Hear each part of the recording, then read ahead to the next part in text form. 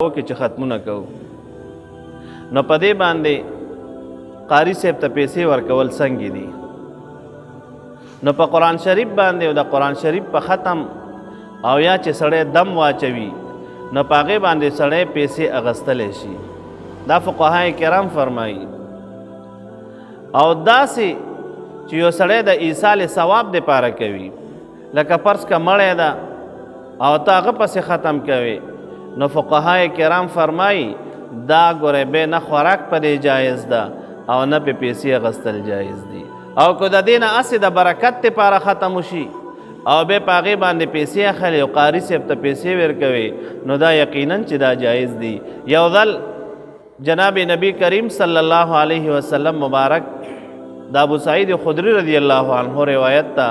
هغه په سفر باندې استولی صحابه کرام رضوان الله تعالی علیهم اجمعین نو هغوی په یو علاقې باندې لاړل او د هغوی نه یې روټۍ وغوښته خو هغوی وله روټۍ ورنکړه نو بیا په هغه علاقې کې یو کس لړم یا مار وخوړو نو هغه مشر سړی و د صحابه کرام رضوان الله تعالی علیهم اجمعین له راغل وی صاحب کو تاسو کې څوک د دم والا وي نو ماله دا مشر دم کوي هغه یې ورته وفرمیل وی اوس پرله ګورئ اجرت راکوئ په دم باندې 30 ګډې ترېنه واخیستې او هغه سړی دم کو نو هغه صحیح شو او بیا خپل منځ کې اختلاف و چا وی ښه کړي دي چا وی ښه نه دي کړي جناب نبی کریم صلی الله علیه وسلم مبارک ته خبر ورسیدو نبی کریم صلی الله علیه وسلم مبارک وفرمیل ان حق ما اخذتم علیه اجرا کتاب الله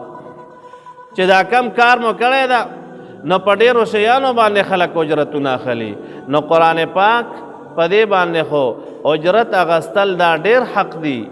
لہذا تاسو چې دا کم عمل کړی ده دا جایز ده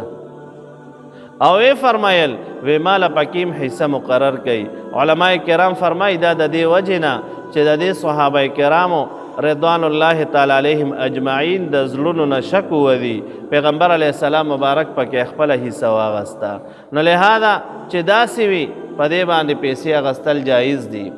او که ماله ته وي د ایصال ثواب دپاره کوي نو بیا ګورې په هغې باندې ما خله او هغې له مفتی شفیع رحمه الله معرف القرآن کې هم دا مسله ذکر کړې ده بیا په هغې باندې پیسې ما خله او هسې پې اخیستلی شي جایز دي